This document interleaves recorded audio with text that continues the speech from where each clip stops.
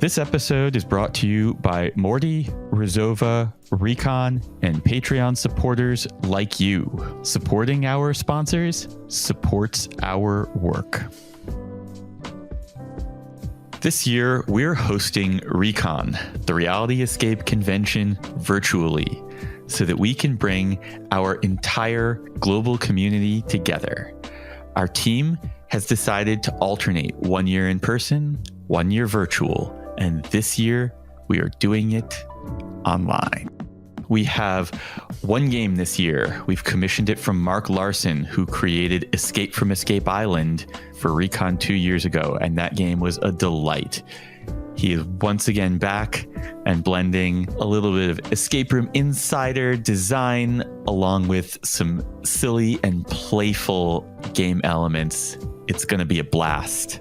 Recon has a variety of ticket types to meet your needs, and the basic ticket is free. No tricks.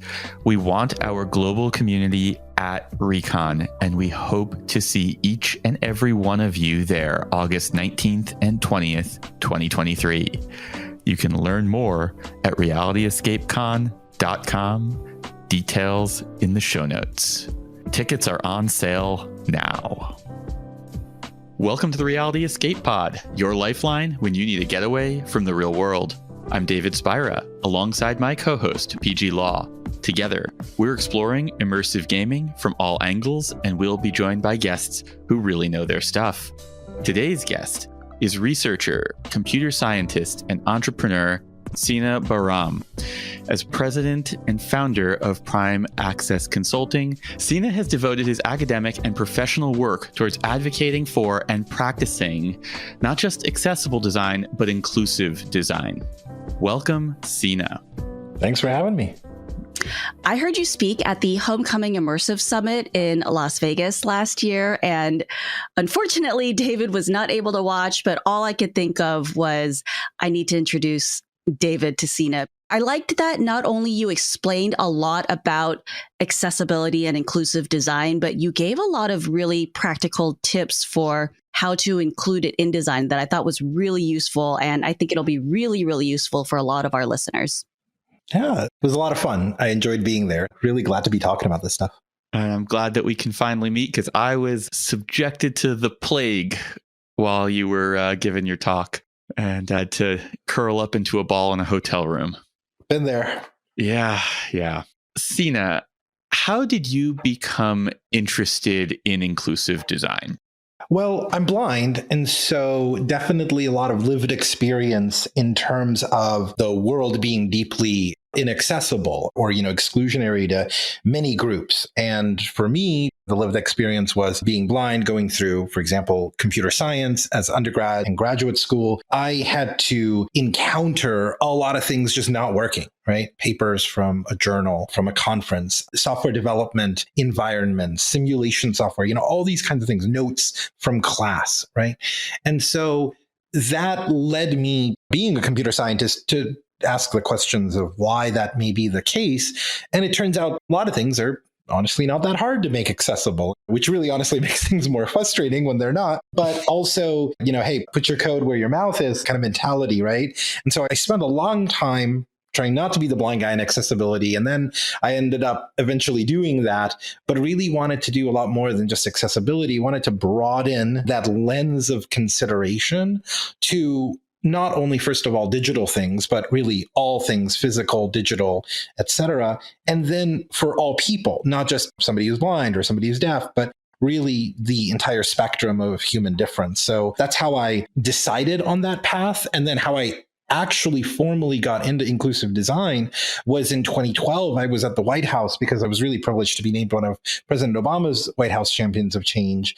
And while I was there, I was invited to this workshop where we were looking at museum exhibitions and making those inclusive and accessible. And that's where I really just fell in love with this concept, and then had the opportunity very short after to put it in practice with an incredible human being, Corey Timpson, who was the project director for the Canadian Museum for Human Rights. And that's where he and I developed this inclusive design methodology that we've now worked on with hundreds of different organizations around the world. That's awesome. Now, I've heard you use the terms accessibility and inclusive design. What is the difference between those two terms? That's a great question. I'm going to throw a few more terms in because I think it would be good for us to do like a few definitions. And I promise it's like the only definitions we'll do, but they could be useful and helpful. It makes sense. We have a lot of people who don't know this world. Right. Yeah, exactly. And even people in this world conflate these terms all the time, right? So I think it's helpful to just, what do we mean when we say these words? For me, accessibility are those things that are done specifically for users or visitors with disabilities, right? And this is important because that's a specific definition that references another definition, which is what is disability? Right? So disability is the consequence of some level of difference. It could be visual, like myself, I'm blind. It could be olfactory or emotional or physical, cognitive. It could be a combination of these things. It could be temporary or permanent, like you break your leg in a skiing accident versus you don't have the use of your leg or you don't have a leg.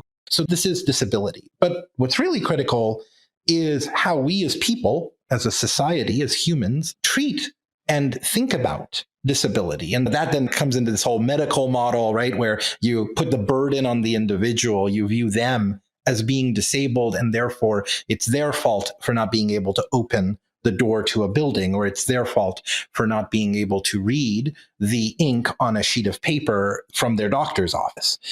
Another way of thinking about that is the social or environmental model of disability, whereby we understand that it's our environments that are disabling.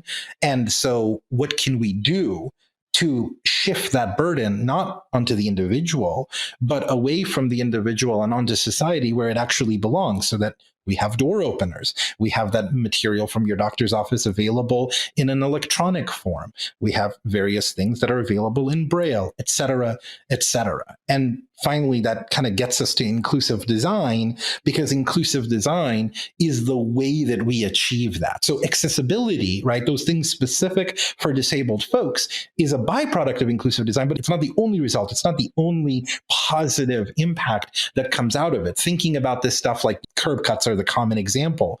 They're not primarily used by persons with disabilities. They're primarily, by the numbers, used by parents with strollers, people with luggage at the airport, grocery carts, skateboarders, bicyclists, pedestrians, etc. But they just are critical for one audience, disabled folks in this particular case, and they're augmentative or helpful for absolutely everybody. And that's the ethos behind inclusive design.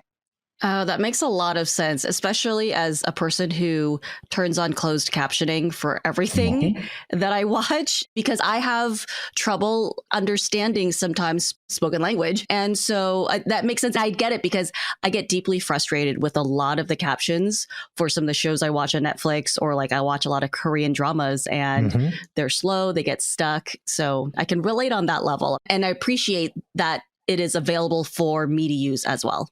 Exactly. It's not just for somebody who can't hear. It's for somebody who might need it to understand something, or transcribing for notes for a research class, or you're in a loud bar, you want to follow the news crawl. It can be useful and immersive and wonderful for everybody. And it shifts this conversation away from doing things for, quote, those people, end quote, right? And it's really designing for everybody, including ourselves.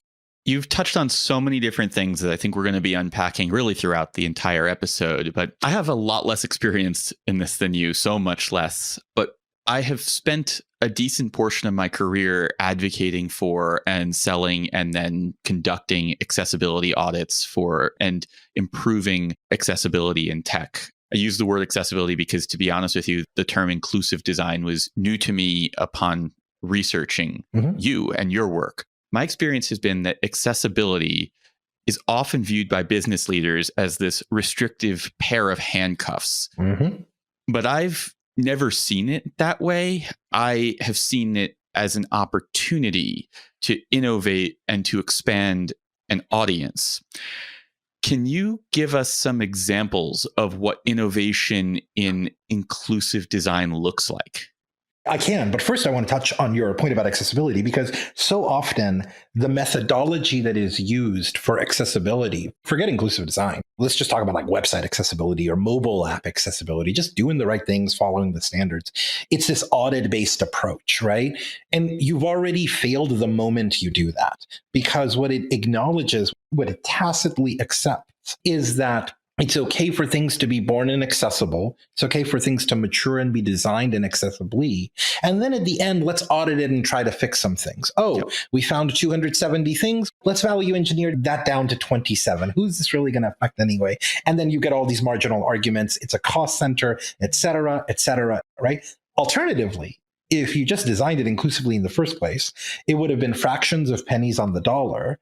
And you don't go through the expensive audit process, and you don't then have to have a conversation about remediation and relative prioritization of different user groups and have the conversation of who are we going to exclude today, as opposed to simply having things be born inclusive. 100%.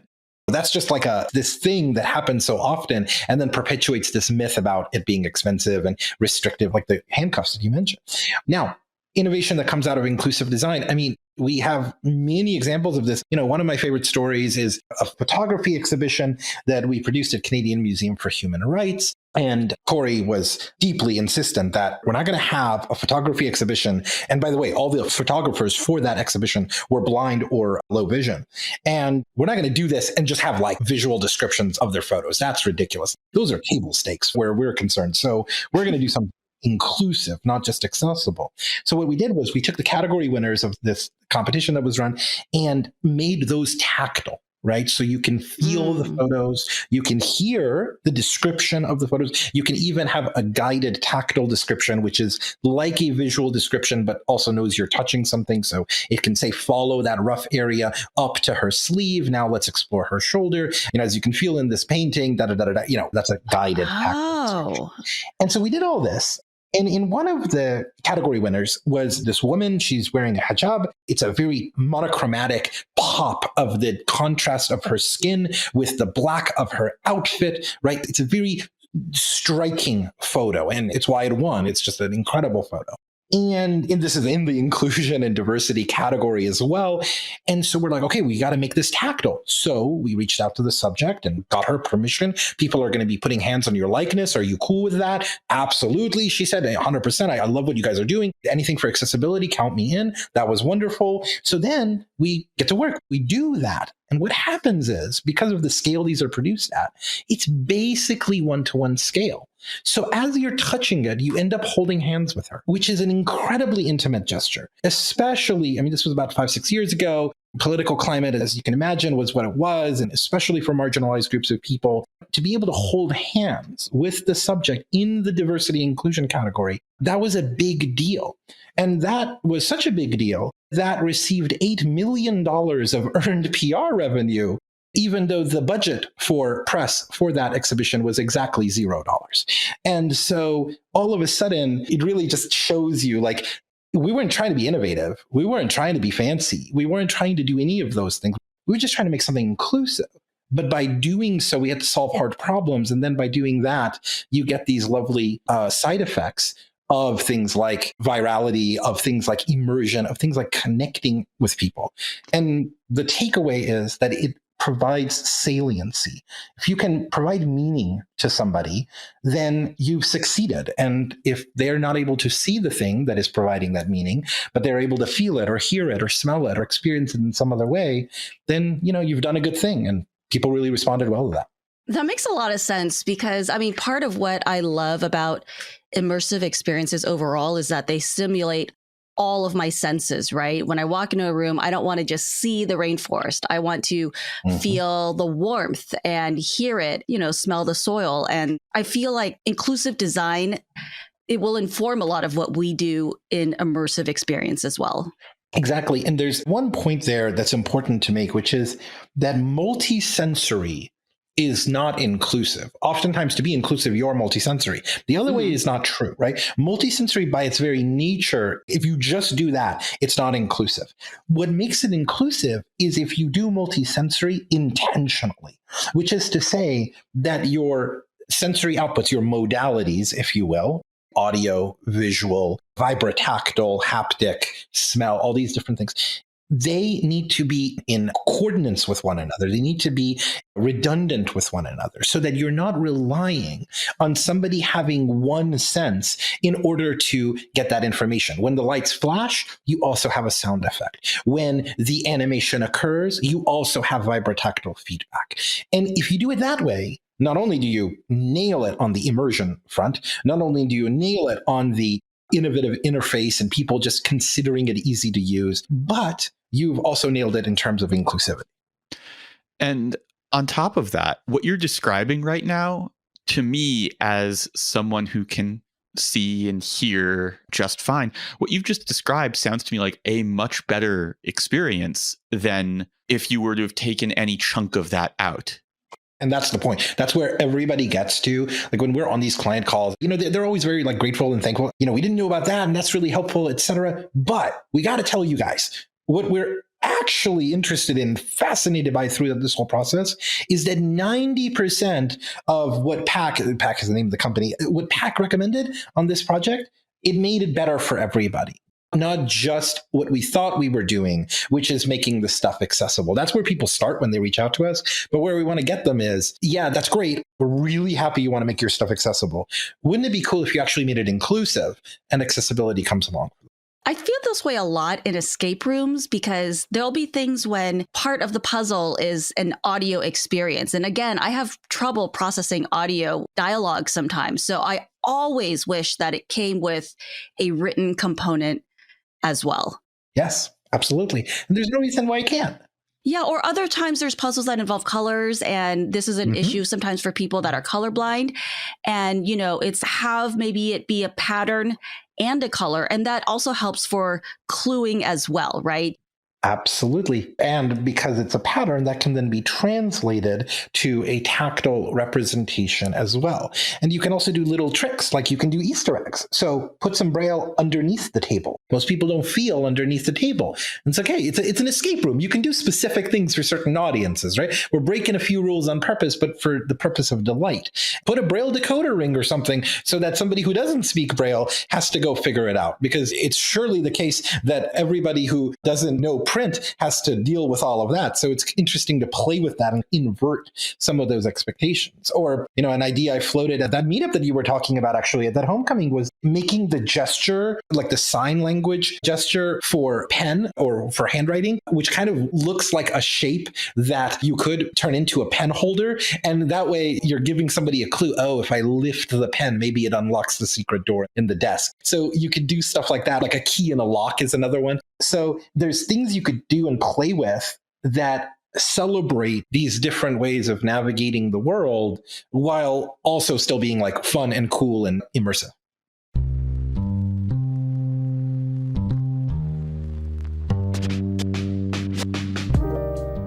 We're taking a moment to thank our sponsor, Morty. Morty is a free app for discovering, planning, tracking, and reviewing your escape rooms and other immersive social outings. And Morty is now available for all to use on its brand new web experience, in addition to its fantastic iPhone app. I believe in Morty so much that I have a stake in it as an advisor. One of my favorite parts of Morty are the reviews and ratings on there. I honestly trust these reviews more than most sites, and they just give me so much great information and help me decide which room I want to play. I've been using it the same way, and it is a couple of different factors. One is just the community of escape room people who are honestly using this system, which is what differentiates it from Yelp and TripAdvisor and Google reviews, which are just the whole world and people who don't know what they're looking at. Morty users know what they're looking at. But then on top of that, Morty has layered on a number of different intelligence factors into how it displays those reviews. It's not just doing an average like it's in middle school. It is factoring in a number of different user behaviors, the rater's experience level, how recently they've played that game. There are a whole bunch of things that are going on behind the scenes that are helping to make sure that those reviews are as useful as they can be. And on top of that, they also prioritize reviews from your friends. So when you go to read those text reviews, you'll see them from people that you know and probably trust. You can learn more at mortyapp.com/repod. That's REPOD to sign up and get a special badge for our listeners. Link and details are in the show notes. My journey into accessibility began with a former coworker named Catherine McNally, who was deaf and one of the earliest recipients of cochlear implants. For those who aren't familiar, these are incredible devices that help deaf people hear. I started learning from her, and my big realization throughout working with her and being on this journey of learning how to design increasingly more accessibly was that society treats accessibility and inclusion as this thing for other people. But over time and over a long enough time horizon, if we're all lucky enough to live long enough, we will need this. We will need these features. We will need things designed more inclusively. How does aging factor into this process? At what rate do people need this stuff? Yeah, it's different, right? 25% of the world's population has some form of disability. So that is currently 2 billion people and counting. So that's 2 billion folks right there. Over the age of 35, your chances of experiencing a disability are 1 out of 2. They're 50%. Not all 8 billion people, sadly, are going to live past 35, but you do the relative math and you pick up another billion. And so all of a sudden, this is vast in terms of the impact. But the other thing is that it's about understanding the continuum of ability that we as humans go through, right? You could be 14 years old and just do whatever you want. You can scrape your knee, it'll be fine the next hour, all this sort of stuff, right? You could be 64 and stairs are a little bit more difficult, right? But then also, you could be 14 years old and have some sort of fatigue, for example, where stairs are really difficult, but only in the afternoon, not in the morning. And so it's important to understand we all experience this continuum. We just kind of get on and off that ride, A, multiple times per day, and B, in very different ways throughout our life. And so it's definitely important that the older we get, the higher the incidence of various forms of disability, which, by the way, is why folks like Toyota care about things like universal and inclusive design. Respectfully, they're not in it to do the right thing. It's a fiduciary duty to their shareholders that they can sell more cars to more people for longer if they make them easier to get in and out of, if they make the display able to enlarge the print, if they make the vibrotactile feedback in case you didn't see the little blinker or whatever. All these little things they do, that's their motivation, right? The numbers don't lie. What you're talking about is exactly the case that I like to make for this approach, is that there's a selfishness to it. Yeah. Whether it's the realization that you or your loved ones will need this at some point, or just the fact that you can make more money by expanding the audience who can interact with your product. Whether you're coming at it from those angles or pure altruism, the net effect is still the same. You've still made something that is more inclusive. Absolutely. And more relevant to people, right? So going back to that idea of saliency, Corey talks about saliency a lot. And if it's meaningful, then people will have a reason to come back. People will have a reason to talk about it. People will have a reason to tell other people about it and celebrate it because it made an impact. And look, the bar is low. Persons with disabilities are excluded from so many things. And so it's also just tactically true and strategically true that if you're one of the places that is inclusive, that is accessible, that is welcoming, you're going to have a really positive reception from those communities. And those communities are pretty good at spreading the word. And all of a sudden you're wondering, hold on a second, at the Saturday program for people with Alzheimer's, and we only told 5 people about it. How in the world did 200 people show up? And it's because there's such an absence of these things. in the world, that folks are hungry and there's some significant first mover advantage if people are interested in it. There is. And by my observation, the escape room audience tops out at 60s, maybe 70s in terms of age. Mhm. And I think that this is because these games are uncomfortable for older folks, and they are certainly uncomfortable for folks who have disabilities of all sorts. Yeah. There's obvious stuff like climbing and crawling, but lighting and reading, Mhm. lock manipulation. Mhm. There are a lot of things that get described as like, oh, these are for young people. But that stuff is limiting for the audience. And there is an opportunity here, both near and long term. And that's a thing that for me, selfishly, I want to be playing these games for as long as I possibly can. Yeah. And I would love to see more people playing them because we're not playing football here. There is no natural barrier that's keeping people out other than Yeah. the design decisions that we're collectively making and That's the design it. norms that we're accepting. Yes, that is what's keeping people out, is those design decisions. That's exactly correct. And also, we need to reject this assertion that is made by some folks, especially within the design space, that goes, if we make it inclusive, then we've reduced the fun or removed the tooling available to us to convey whatever mechanics they want to convey. It's simply not true. You just have to be creative about it. And to me, it actually opens up way more options in terms of your design language, as opposed to restricting your design language.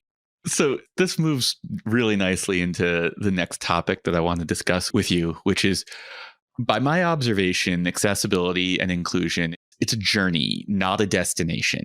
There will always be opportunities to make further improvements, but the most important thing to do is to start somewhere. Where would you recommend escape room and immersive game designers begin? I think there's some obvious things, right? I mean, really just taking a step back and saying, are we relying on a single modality to convey something is going to get you a heck of a long way. Are we relying on only being able to shine the light on the thing to show the message in the mirror or whatever? There's all these mechanics you can think about and play with, but they come from this question. And the question is very simple. What is my design intent? What am I trying to achieve?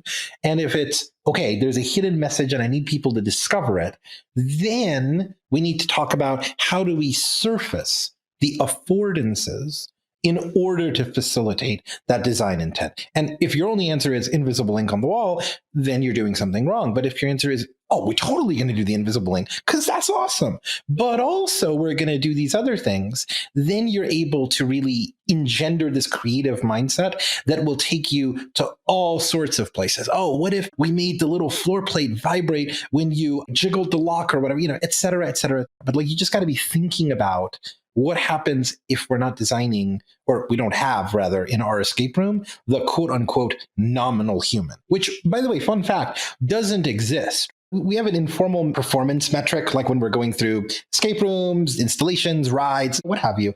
And it's very simple. Corey is oftentimes with me. We're traveling to different client sites, and you can see and hear, et cetera. I'm blind. So we'll go through something. And the metric is as follows. If he and I experience delight, or any emotion that we're supposed to be experiencing, if we experience that at the same time, then something went well. Somebody did something right. Because I'm using a different modality. I might be listening to something, feeling something, whatever. He might be looking at it, etc. But if we're experiencing that emotional response together, something went correct. I listened to a podcast that you were on recently, and you had talked about the differences between providing an elevator or a ramp for people. And you were like, I'm paraphrasing you here, but you had said something like an elevator is accessible, but it doesn't feel inclusive because you might end up separated from the group. Whereas if there's a ramp, you're all going up that one ramp together. It's about this term called othering, right? So I guess one last definition, which is othering is this thing, this act or consequence of making an individual or group of individuals feel distinctly different, right? So we know the obvious forms of othering, right? Like racism, sexism, homophobia, ableism, that stuff. That's the obvious, overt othering. But there's inadvertent othering, like, hey, you're deaf. No problem. Welcome. We've got this assisted listening device, like a neck loop for a T-coil induction on your hearing aids. Here, wear this. And you might think like, that's awesome. That's really cool that the museum is doing that. And it is. However, what you've now done is ask that person, that deaf person, who may not have been carrying that particular identity with them in that space. I travel with a cane. I have friends who use guide dogs. It's more of an unapparent disability, depending on how it presents. They may not have chosen to carry that identity with them that day, but now they got to wear this neck loop thing or not have access to the lecture. So it comes from a good place, but it's still othering. And that's the thing about elevators. Elevators are accessible. They'll get you to that second floor, but now you've split the party. You've segregated people based on ability. You've not taken the mainstream path, and all because architects are in love with stairs.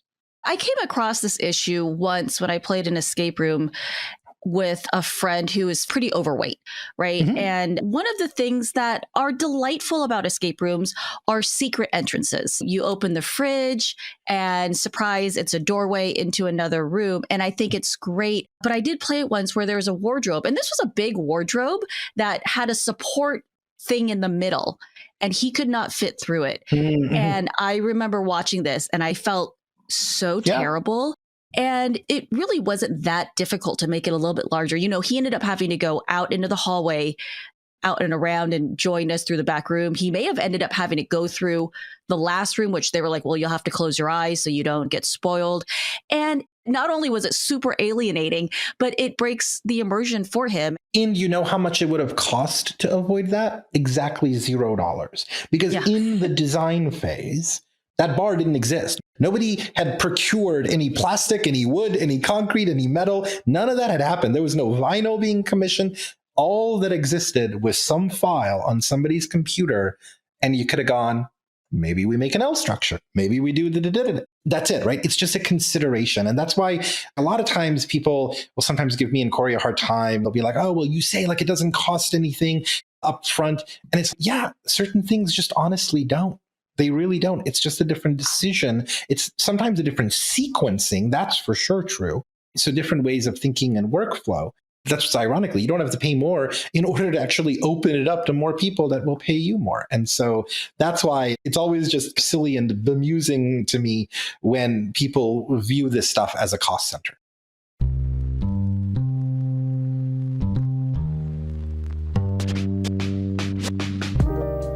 Rizova is your all-in-one, all-inclusive software for bookings made specifically with escape rooms in mind. Incorporating community-driven features, it's designed to follow the guest journey, from selecting times to book, waiver management, integrated point-of-sale system, and follow-up emails. Rizova is the ultimate online reservation software designed to elevate the guest experience, increase game master efficiency, drive sales, and improve operations. PG, what is fantastic about Rizova is that they offer something for the owners, something for the guests, and something for the GMs. What does Rizova offer GMs? I saw their calendar system, and it was beautiful. It was simple. It's easy to use. When you're a GM, what you care about is increasing your efficiency. You're already juggling so many different things, welcoming customers, running games. You don't want to have to worry about handling a super complicated system. Their calendar view makes it very clear at a glance what times are booked, which slots are open, whether the team has already paid or not, and how many people it's booked for. They also have the integrated point of sale system, which just makes your job that much easier and that much more efficient. And with everything being so integrated, your game masters only have to be trained on one system. To learn more, get a free demo, and find out how easy Rizova can make your transition to their technology, head over to rizova.com/REA. And be sure to use our link or drop our name, because as a thank you to Repod listeners, Rizova is offering up to $100 in Google AdWords when you sign up through our link. Details in the show notes. Okay, so If somebody is listening to this podcast and thinking, I want to take on this challenge, I want to design Sina's dream escape room experience, could you give us a sense of what that experience would feel like? Let's see here. I think that it would be something that has been intentionally and deliberately designed and thought through via an inclusive design methodology. And that means that we're going to have an idea or a theme, whatever it may be. It could be unicorns and dragons and fantasy, whatever, right? And the idea would be that then let's understand all the different affordances, all the little tactics, all the little mechanics, and let's ensure that nothing is singularly modal, nothing is unimodal. Nothing depends on only being able to see, only being able to hear, only being able to touch something. That gets you a heck of a long way. Then let's make sure that we incorporate, after we've done the basics, this is really important, after we've truly handled the basics, then and only then, let's invite some disabled folks along, people with intersectional identities along, to test it out and to really give feedback in the prototyping phase, not in the, oh yeah, that's really great feedback, but all these design decisions were made a year ago phase. And at that point, you're able to have something that may not be perfect, but it sure will give you so many opportunities for learning so that the next time you go to do it, your baseline has now evolved. It has been elevated.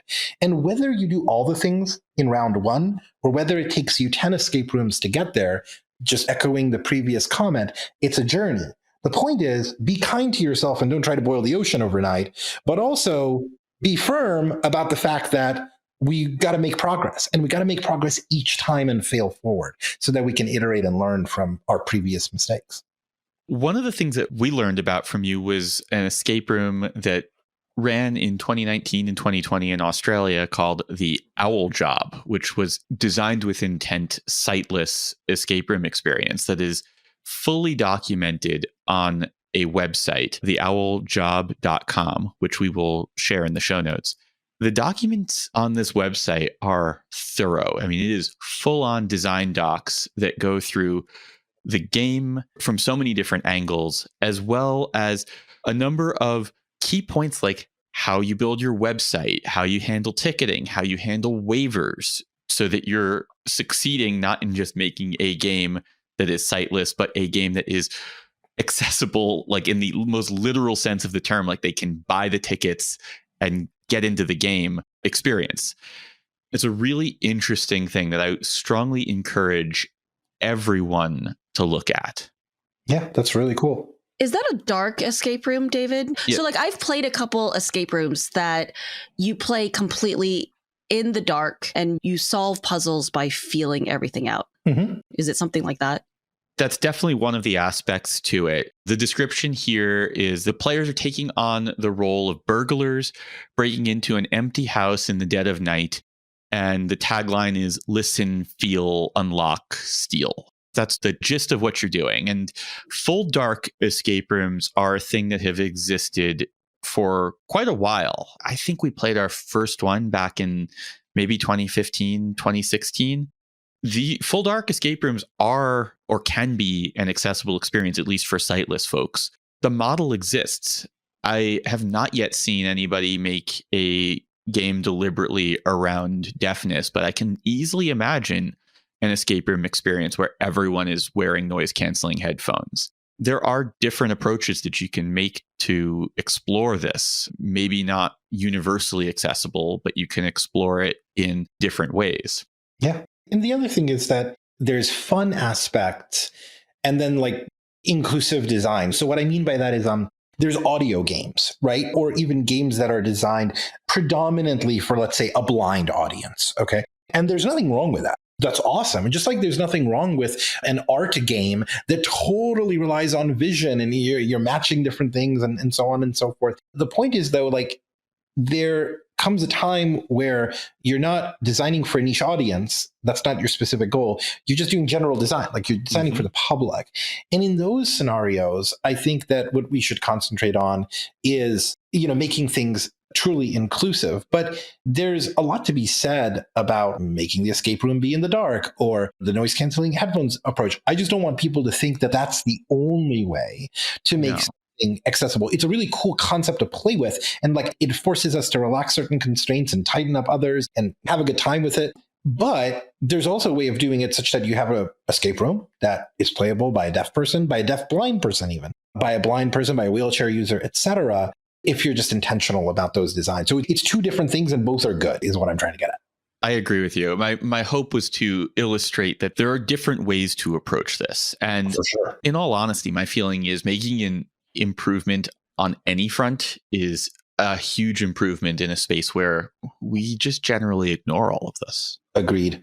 Yeah, hard agree. The other thing that I think would be interesting is like to encourage folks, especially like imagine a camp where you have disabled kids, to design an escape room, right? Because so often, especially disabled people, are forced to use interfaces, games, social environments, whatever, designed by other people, right?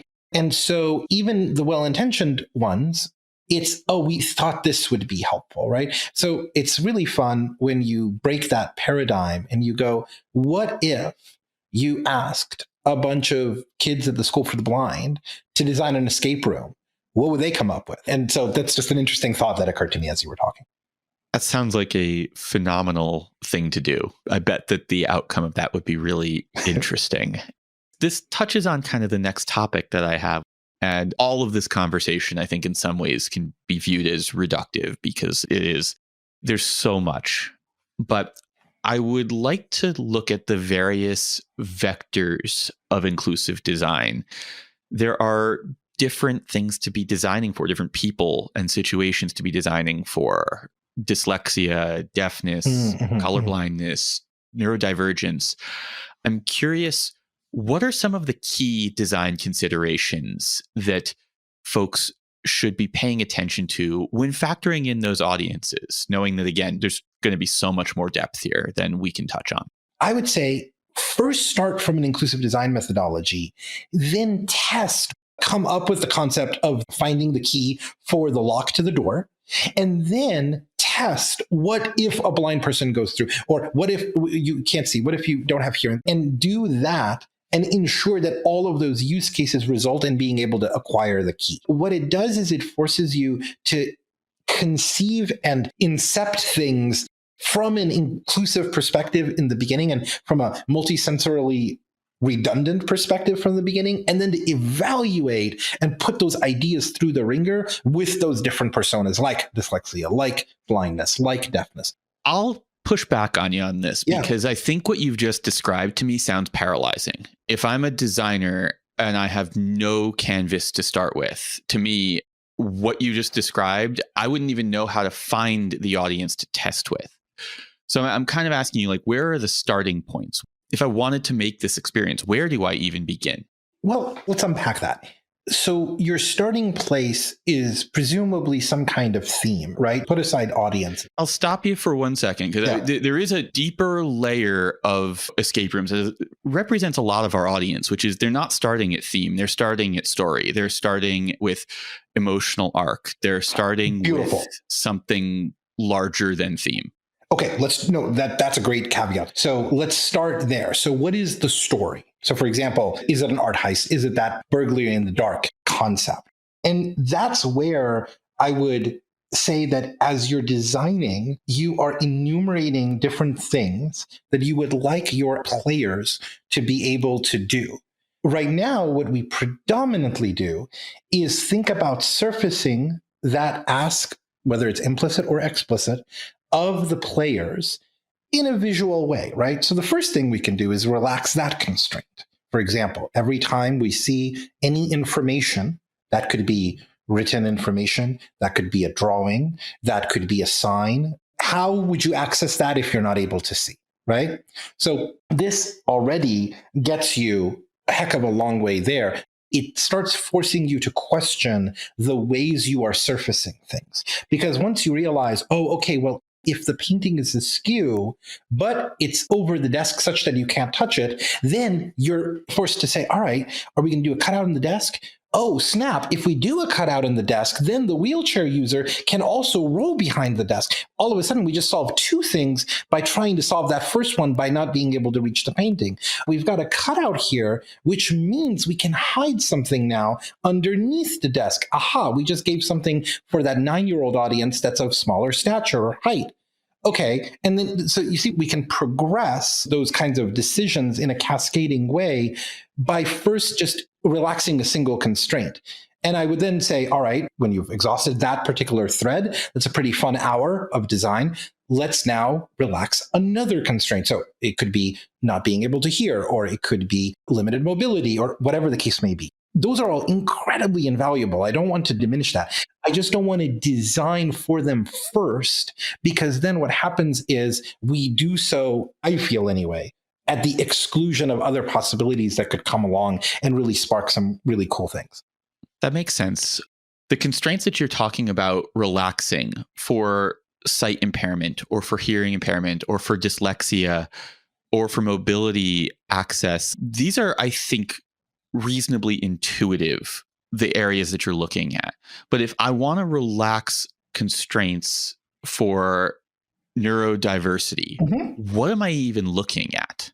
Well, for neurodiversity, things you would be looking at are anything that's a repetitive signal, be it oral, physical, temperature. For example, when you go into the second room, is it a lot colder in there? Are there surprises that are either used for some kind of mechanic or something else, but that could either be turned off as part of like a sensory program, like a relaxed sensory program, or warned about up front? So without spoiling it, can you say there are unexpected loud sounds, right? So you're giving people the information with which to reason about their comfort level in that space. Now, I would argue that's bare minimum. What you really should be able to do is flip a switch in a sensory mode system and go, different scene, and you can subdue some of those surprises, right? The other things that you can be thinking about for neurodiverse would be, are there materials or textiles or fabrics that could cause a lot of irritation, right?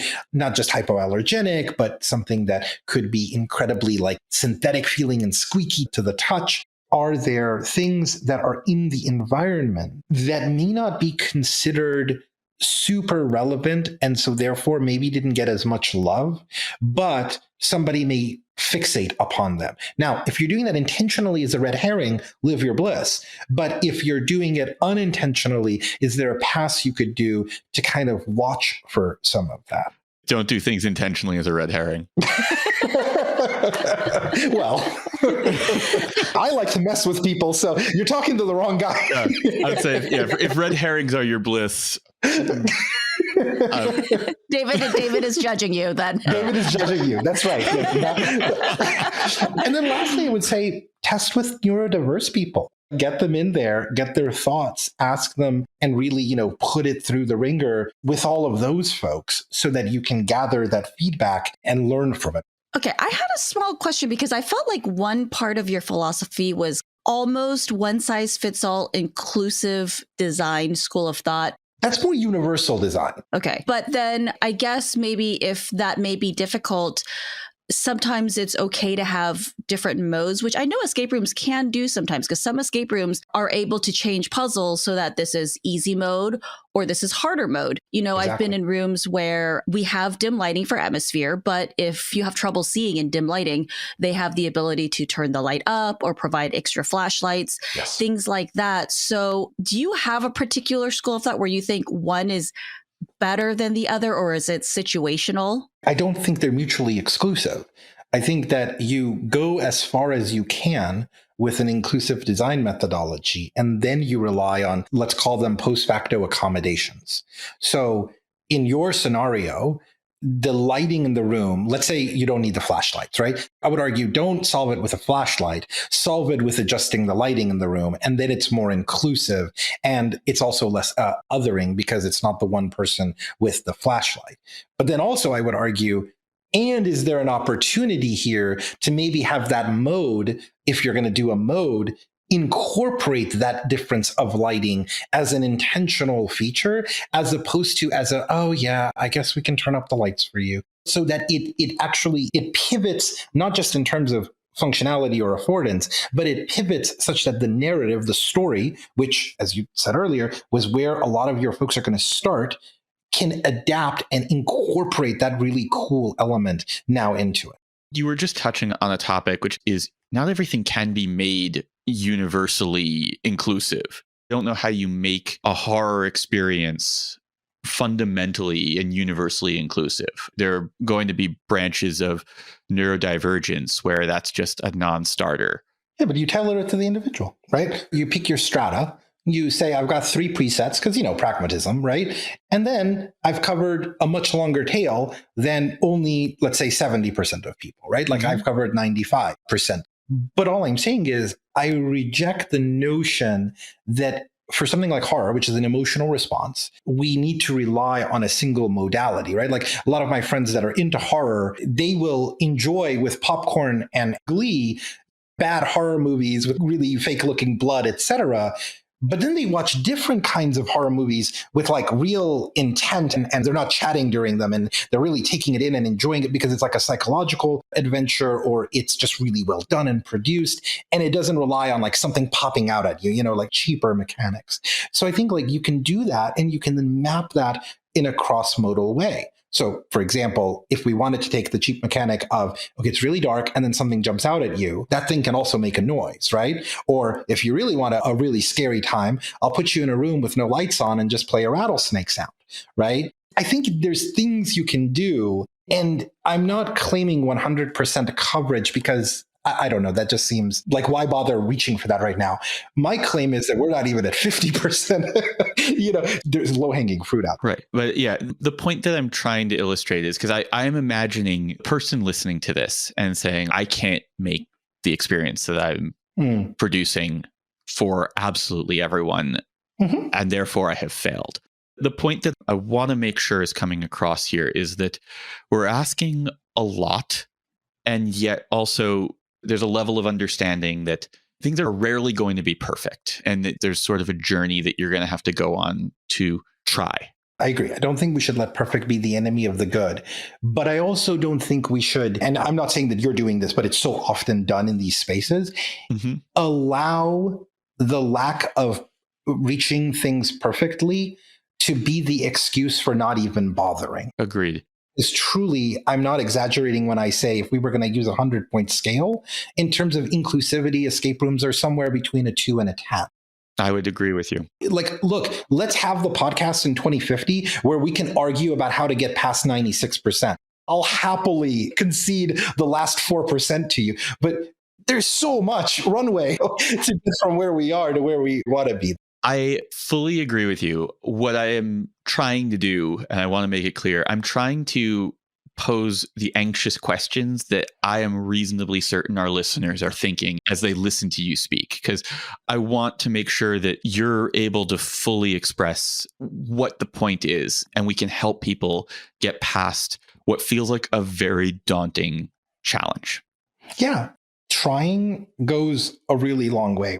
For me, at least, and this is my personal thing, is I want folks to then try again and again and again, right? Because they can build off of that success. And so if all you do the first time around is make sure, for example, the print is at a more accessible font size and that all of the visual effects also have a sound effect, and that's it. You stop right there. That's all you do. That already is such a substantive improvement that you should take pride in that and joy in that, but just not consider it done and relish in the fact that it's incomplete because it means you have something to look forward to on the next project. I'm with you. And the examples that you just gave, for what it's worth, are sort of what I was trying to get from you earlier, is whether the starting place is. Yeah, I think it really does come down to mapping. Reachability is another big one. Grab an office chair, just go through the idea, like in your office chair, like literally just try to do the things. And they could be on cardstock, like they don't have to be well built or anything. Just try to do things. And you're like, oh, wait, I can't reach the door frame above my head where the pencil was hidden, that okay, awesome, discovery made. And so then the question becomes, what do we do about that? And is it like we don't hide things on top of door frames? Or is it we make sure there's an alternative path? So if you can't access that thing, when you look up there, I don't know, there's an arrow pointing to something else that achieves the same thing, or, whatever the case may be, right? Put the pencil on a string and have it in your operational notes that if you have a wheelchair user come through, then you hang the pencil on the side of the door frame and hide it instead of on top of the door frame and hide it. Or hell, if that works, just do it for everybody that way, right? Like, it's little things like that you start picking up.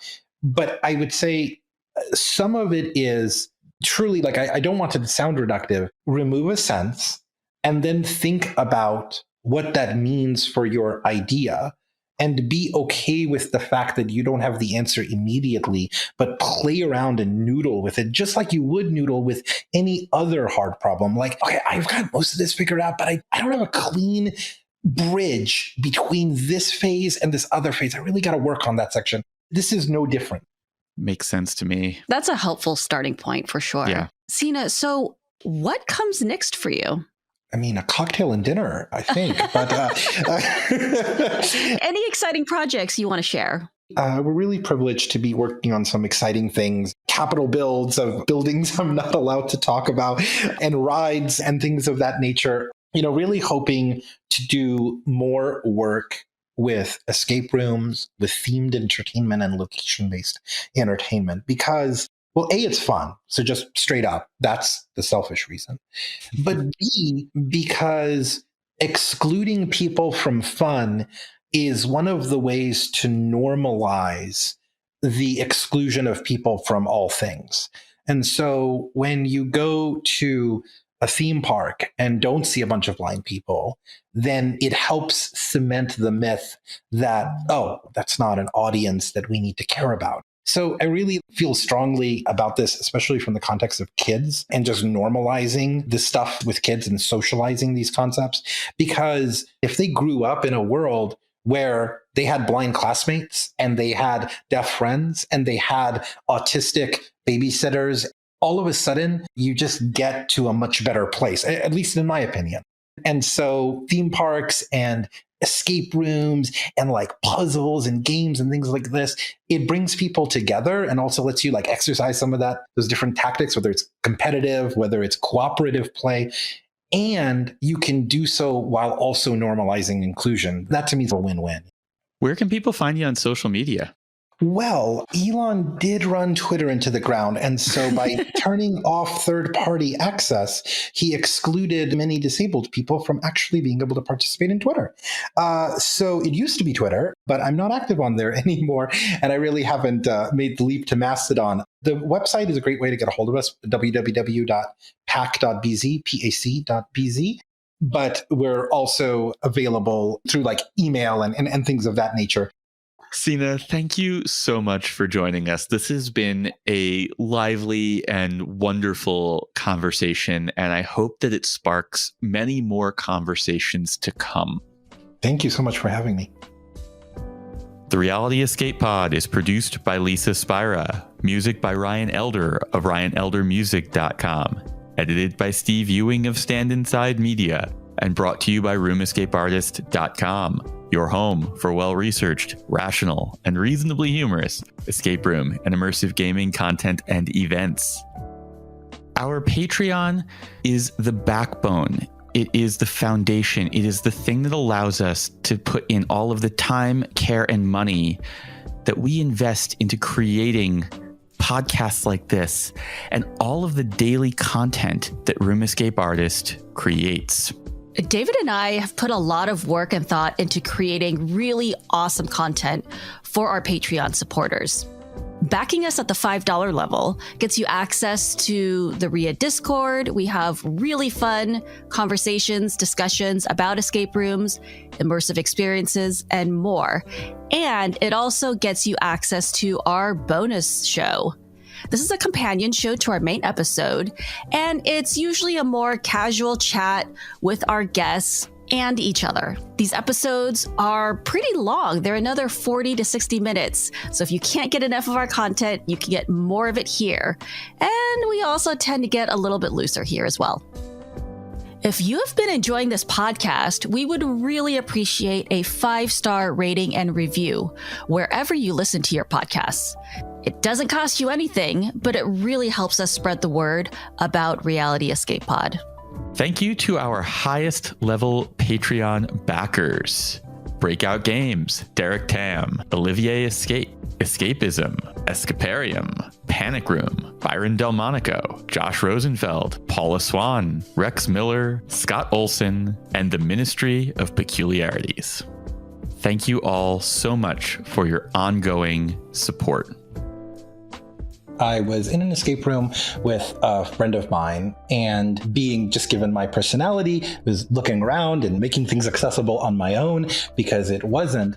And one of the things that I noticed with the bookshelf is that these books, they didn't feel like real books. The reason that they weren't is because you could tug on them and they would actuate a switch, which was interesting because visually they absolutely were able to fool my sighted friend. And so what caught me and what just caught my interest about stuff like that is that by not designing for a particular sense, I was actually able to sort of hack it and skip a lot of steps in between because I realized that the books were able to be tugged on, and then simply tugged on all 10 of them until I found the right one that did the thing that I needed it to do. That's awesome.